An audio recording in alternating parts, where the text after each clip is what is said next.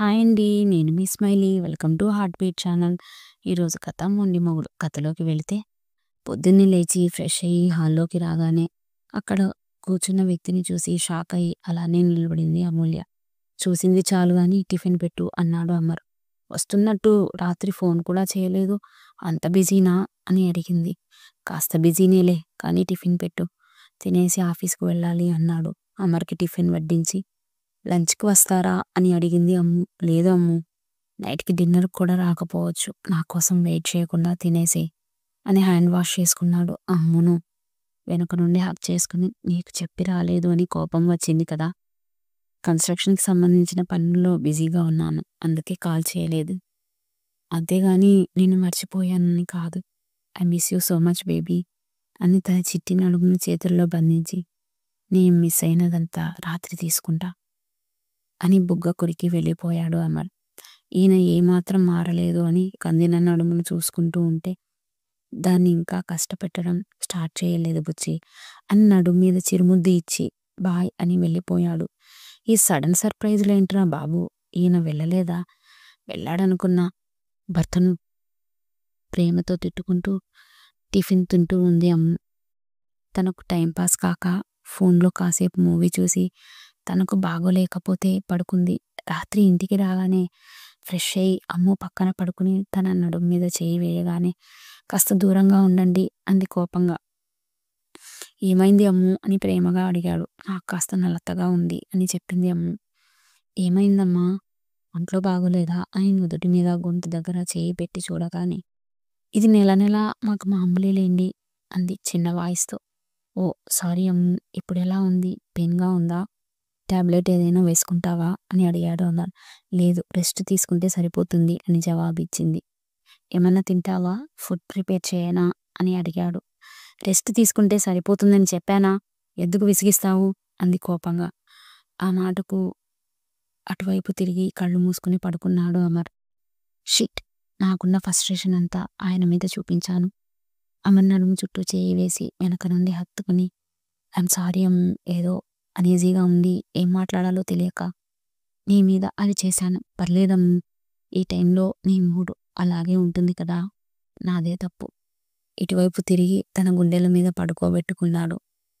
దీపుని గట్టిగా హత్తుకుని ఏడుస్తూ ఉంటే, ఎందుకు ఏడుస్తావు, నువ్వు కోప్పడలేదని నాకు అర్థమైంది, నీకు నా మీద అస్సలు కోపం రాదు, ఒకవేళ కోప్పడినా దాని వెనక ఏదో తెలియని బాధ, చెప్పుకోలేని వ్యథ, లేదా నా గురించి ఆలోచన అయినా ఉండాలి. ఇక నన్ను తిట్టడం అంటావా, అది తిట్టడం కాదు, అరవడం. అరవడంలో కూడా నా మీద ప్రేమే ఉంటుంది కానీ కోపం, అసహ్యం ఏమీ ఉండవు. చెప్పాను కదా, నా మీద ఫుల్ రైట్స్ ఉన్నాయని. ఈ కాస్త మాటకి నేనేమన్నా ఫీల్ అవుతాను అనుకున్నావా పిచ్చిదానా, టెన్షన్ అవ్వడం మానేసి పీస్ఫుల్గా పడుకో అని తన నుదుటి మీద ముద్దు పెట్టి లాలనగా తన వెన్నుని విరాడు. అమర్ గుండె మీద ప్రశాంతంగా పడుకుంది. ఒక నిజం చెప్తావా అమ్ము అని అడిగాడు. ఏంటండి, కాలేజ్ ఫెస్టివల్లో ఏం జరిగింది? ఏం జరిగింది, వెళ్ళాను, వాడు బెదిరించాడు, ఫంక్షన్ చూసుకున్నాను, రాగానే మీరు ఎదురుపడ్డారు, ఇంకేం జరగలేదా అని రెట్టించి అడిగాడు. అంటే అని ఆలోచిస్తూ అమర్ వైపు చూసింది. నాకు అంతా తెలుసు, నువ్వు చెబితే విందామని వాష్రూమ్కి వెళ్దామని బయటికి వెళ్ళాను, నడుస్తూ ఉండగా నన్ను ఎవరో వెంబడించినట్టు అనిపించింది, జనాలు ఎక్కువగా లేకపోవడంతో స్పీడ్గా వెళ్తున్నాను, నేను ఎంత స్పీడ్గా వెళ్తుంటే అంత స్పీడ్గా నా వైపు ఎవరో వస్తున్నట్టు అనిపించింది, పరిగెత్తుకుతూ ఉంటే అమూల్య గారు ఆగండి అన్న శబ్దం వినపడగానే ఆగిపోయాను. ఒకవైపు బయటవాడు బెదిరించాడనే భయం, ఇంకోవైపు అక్కడ ఎవరూ లేరే అని ఆందోళన. ఏదైతే అదయిందని భగవంతుని తలుచుకుని ధైర్యం కూడగట్టుకుని వెనక్కి తిరిగి చూడగా నా ఎదురుగా అనిల్ నిలబడ్డాడు. ఒంటరిగా ఉన్న అతన్ని చూడగానే నా కాళ్ళ కింద భూకంపం వచ్చినట్టుగా అనిపించి పొగరుగానే ఏంటి అని అడిగాను. అతడు నా దగ్గరికి ఒక్కొక్క అడుగు వేస్తూ ఉంటే నా ఊపిరి అనంత వాయువుల్లో కలిసిపోతుందేమో అన్నంత వేగంగా నా గుండె కొట్టుకుంటూ ఉంది. నాకు చేరువలోకి రాగానే పక్కన మారణాయుధాలు ఏమన్నా ఉన్నాయా, ఎలా రక్షించుకోవాలా అని ఆలోచించడం మొదలుపెడుతుండగా అతనికి అర్థమైందో ఏంటో, కంగారు పడకండి, మిమ్మల్ని ఏమీ చేయను, తెలియని అజ్ఞానం అని చెప్పను గాని ఒళ్ళు కొవ్వెక్కి మీతో అలా ప్రవర్తించాను. దయచేసి నన్ను క్షమించగలరని ప్రార్థిస్తున్నాను అని చేతులు జోడించి నమస్కరించాడు. అతని నుండి ఈ డైలాగ్ ఎక్స్‌పెక్ట్ చేయని నేను ఆశ్చర్యచకితురాలినయ్యాను. ఇంకెప్పుడూ మిమ్మల్ని ఇబ్బంది పెట్టను అని చెప్పి వెళ్ళిపోయాడు. హమ్మయ్య! అని ఊపిరి పీల్చుకుని వాష్ రూమ్‌లోకి వెళ్ళి పని చేసుకుని స్పీడ్‌గా ఫంక్షన్‌లోకి పరిగెత్తాను. అయినా తమరికి ఎలా తెలుసు? కొంపదీసి ఫాలో అయ్యారా? మామూలుగా అయితే ఫాలో అయ్యేవాడిని కాదు. నువ్వు వెళ్ళాక నీ వెంట అతడు రావటం చూసి ఏదైనా ప్రమాదమేమో అని కంగారు పడ్డాను. అందుకే మెల్లగా వచ్చాను. పక్కన దాక్కున్నాను. అతడు నీకు చేరువలో వస్తుంటే ముందుకు అడుగు వేయబోతుండగా అతడి మాటలు విని ఆగిపోయాను. నువ్వు స్టేజ్ దగ్గరికి వెళ్ళిపోయాక నేను కూడా వెళ్ళి కూర్చున్నాను. మేడం, మరి ఈ విషయం దాచావే అంది. నువ్వు చెప్పావా? అందుకే నేను కూడా సైలెంట్‌గా ఉన్నాను. చెప్తావా లేదా అని ఎదురు చూశాను. ఎప్పుడు అడిగేశాను. అతడు మారాడు కదా! ఇంకెందుకులే అని ఈ క్రెడిట్ మొత్తం నీకే బంగారం అని గట్టిగా హత్తుకుని బుగ్గ మీద ముద్దు పెట్టింది. నేనుండగా నీకు భయం ఎందుకు బంగారం అని గట్టిగా తన గుండెలు కదుముకుని కాళ్ళు మూసుకున్నాడు అమర్. అవును, నువ్వు ఉండగా నాకు భయం ఏంటి అని గువ్వ పిల్లలా ప్రశాంతంగా అతని గుండెల మీద తలవాల్చి నిద్రపోయింది. పొద్దున్నే కళ్ళు తెరిచి చూడగానే కుక్క పిల్లలా ముడుచుకుని పడుకున్న అమూల్యను చూసి పాపం తనకు సరిగా నిద్ర లేదేమో అని లేపకుండా ఫ్రెష్ అయ్యి బ్రేక్ఫాస్ట్ చేసి ఆఫీస్కి వెళ్ళిపోయాడు అమర్. లేచి ఫ్రెష్ అయ్యి తినేసి మళ్ళీ పడుకుంది అమ్ము. ఫోన్ రావడంతో ఎవరా అని విసుగ్గా ఫోన్ లిఫ్ట్ చేయగా నేను అమ్ము ఎలా ఉన్నావు అని సింధు గొంతు వినగానే లేచి కూర్చొని నేను బాగున్నాను, నువ్వెలా ఉన్నావు అని అడిగింది. నేను బాగున్నాను, నీకు ఒక విషయం చెప్దామని చేశాను అమ్ము. ఏంటి అది? మంచి సంబంధం రావడంతో అతడు అమెరికాకి వెళ్ళిపోవాలి అని చెప్పి అర్జెంటుగా తిరుపతిలో పెళ్లి చేసుకోవాల్సి వచ్చింది అమూల్య. అవునా, కంగ్రాట్స్ అని నవ్వుతూ బదులిచ్చింది. సారీ అమ్ము, సడన్గా పెళ్ళి ఏర్పాటవ్వడంతో ఎవరినీ పిలవలేకపోయాను. మంచి విషయాలు అలాగే జరుగుతాయి. పోనీలే, మంచి సంబంధం. అబ్బాయి మంచివాడా? బానే మాట్లాడా? అవును, బానే మాట్లాడాడు. నాకు ఇంట్రెస్ట్ ఉంటే జాబ్ చేయమన్నాడు. లేకపోతే ఇంట్లో ఉండొచ్చు అని చెప్పాడు. పాస్పోర్ట్ ఉంది కదా, నేను వీసాకి అప్లై చేయాలి. పోనీలే, నీ లైఫ్ సెటిల్ అయిపోయింది. I'm very happy. గుంటూరులో రిసెప్షన్ ఏర్పాటు చేస్తున్నాను. రేపు తప్పకుండా రావాలి. తప్పకుండా రావడానికి ప్రయత్నిస్తాను. ఓకే, హ్యాపీ మ్యారీడ్ లైఫ్ అని చెప్పి కాల్ కట్ చేసి పోనీలే సింధు లైఫ్ సెటిల్ అయిపోయిందని పడుకుంది అమూల్య. సాయంత్రం కోతిమూకతో కూడా టైం స్పెండ్ చేయలేదు. ఆఫీస్ నుంచి వచ్చాక డిన్నర్ చేసి అమూల్యను డిస్టర్బ్ చేయకుండా పడుకున్నాడు అమర్. కళ్ళు తెరిచి చూడగా పడుకున్నామని చూసి ఎంతసేపు వచ్చింది అని అడిగింది.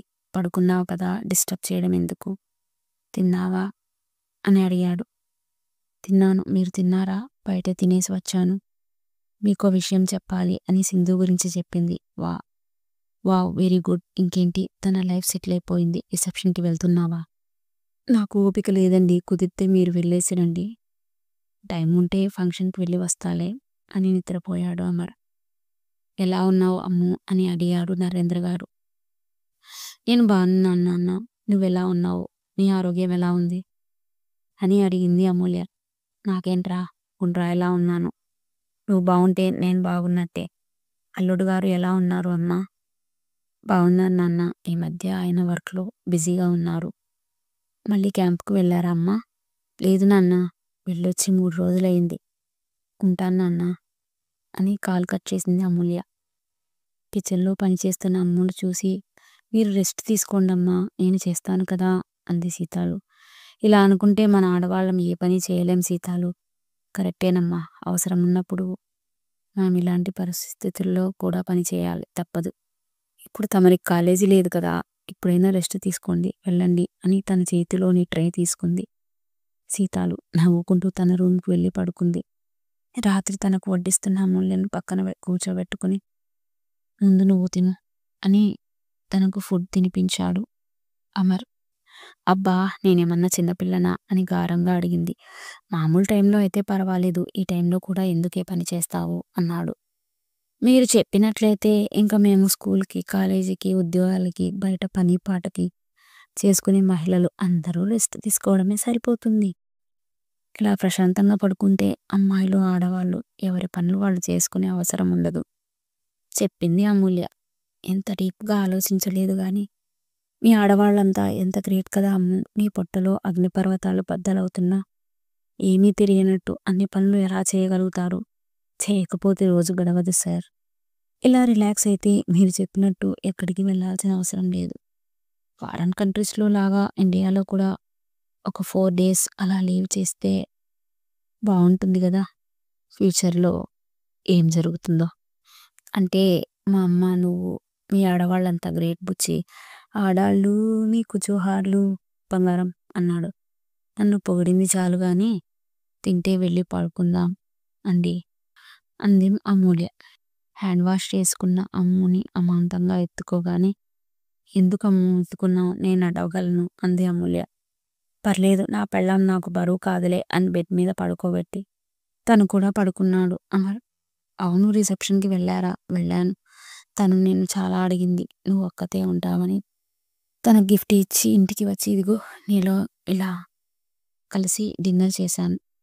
థాంక్స్ శ్రీవారు అని అతన్ని హత్తుకుని పడుకుంది అమూల్య. టిఫిన్ చేస్తున్న అమూల్యతో ఈరోజు రాత్రి ఏంటో గుర్తుంది కదా అని అడిగాడు అమర్. ఏంటి అని అనుమానంగా అడిగింది అమూల్య. ఈరోజు మన ఫస్ట్ నైట్ బంగారం అమ్ము బుగ్గ గిల్లుతూ చెప్పాడు. అప్పుడు తన బల్బు వెలిగి హా అని అన్ని వైపులా తలాడించింది. నవ్వుకుంటూ ఆఫీస్‌కి వెళ్ళిపోయాడు అమర్. ఇప్పుడే ఫస్ట్ నైట్ వద్దని ఆయనతో ఎలా చెప్పాలి అని ఆలోచిస్తున్న అమూల్యను చూసి ఏమైందక్కా అంతగా ఆలోచిస్తున్నావు అని అడిగాడు చింటూ. ఈ లోకంలోకి వచ్చిన దానిలా ఏం లేదులేరా నువ్వు లెక్కలు చెయ్యి అంది అమూల్య. బెడ్రూమ్లోకి రాగానే ఏంటి రూమ్ రెడీ చేయలేదు, అసలు శోభనం గదిలానే లేదు అని అడిగాడు అమర్. అమ్ము సైలెంట్గా ఉండటంతో తన భుజం పట్టి కదిపి నిన్నేనే పిలిచేది వినపడటం లేదా అని అడిగాడు. అమ్ము నాకొక 1 వీక్ టైం కావాలి అని అడిగింది. ఎందుకు అని అడిగాడు. కాస్త పనుంది ప్లీజ్. నువ్విచ్చిన గడువు దాటి 10 రోజుల పైన అయింది. ఒకవేళ దీక్ష తీసుకున్నా 41 రోజులు అది కూడా దాటిపోయింది. అసలు నీ ప్రాబ్లం ఏంటి? ఈ 10 రోజులు నిన్నెందుకు ఇబ్బంది పెట్టలేదంటే స్వీటీ 3 రోజులుంది. నేను క్యాంపుకు 3 రోజులు వెళ్ళాను. నీకు అడ్డు అని 4 రోజులు అని సైలెంట్‌గా ఉన్నాను.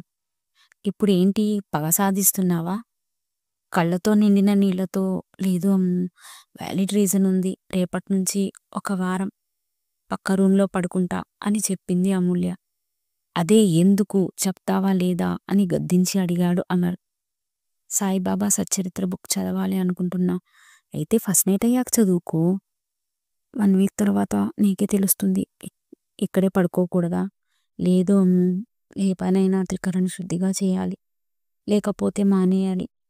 ప్లీజ్ ఇది లాస్ట్. ఆ తర్వాత నీ ఇష్టం. నీ ఇష్టం ఏమైనా చేసుకో. ఇలా దూరంగా ఉన్నానని తాగవు కదా? ఏంటి సానుభూతా? దేవదాసిలా మందు తాగడానికి నన్ను వదిలేశావా?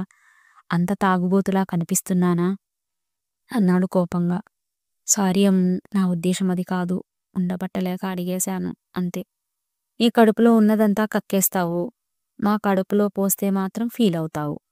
తమ స్పీచ్ అయిపోయినట్టేనా? ఇంకా ఏమైనా చెప్పాలా? తల వంచుకుని లేదు అంది. ఇంకేంటి ఆలోచిస్తున్నావు? నీ రూమ్లోకి వెళ్ళు అని కోపంగా చెప్పి బెడ్ మీద పడుకున్నాడు. ఈరోజు ఇక్కడే అని దీపును హత్తుకుంది. హే వదులు నన్న నాకు చిరాగ్గా ఉంది అని అమ్ము చేతులు విడిపించుకున్నాడు. కోపంగా ఉన్నాడని అర్థమై అటువైపు తిరిగి పడుకుంది. అర్ధరాత్రి లేచి దీపు పడుకున్నాడని నిర్ధారించుకుని అతనిని హత్తుకుని పడుకుంది అమూల్య.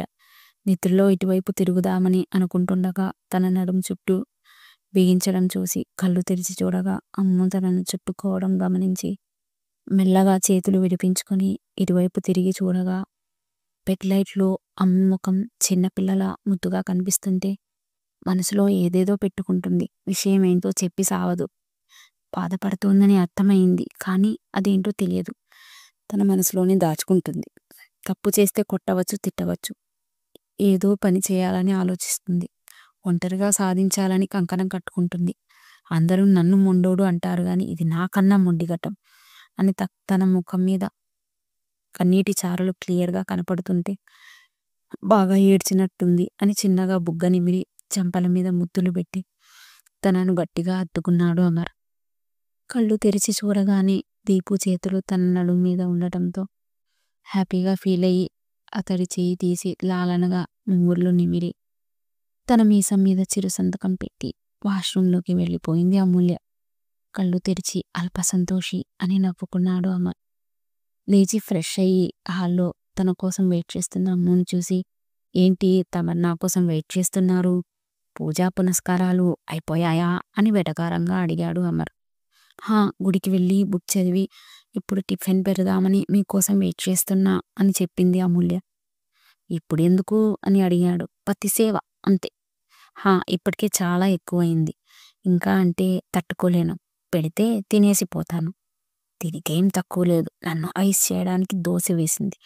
దొంగ మొహంది అని మనసులో తిట్టుకుంటూ తింటున్నాడు. లంచ్ బాక్స్ చేతికిచ్చి ఈ వారం అంతా నాన్ వెజ్ వండలేదు, బయటే తినేసేయండి అని చెప్పింది అమూల్య. ఇది మాత్రం ఎందుకు, ఇది కూడా బయటే తినేవాడిని కదా వ్యంగ్యంగా చెప్పాడు అమర్. తన వైపు అలానే చూస్తున్న అమ్ముతో, ఏం కంటితో చూపుతో చంపేస్తావా? తింటాలే అని బయటికి వెళ్ళిపోయాడు అమర్.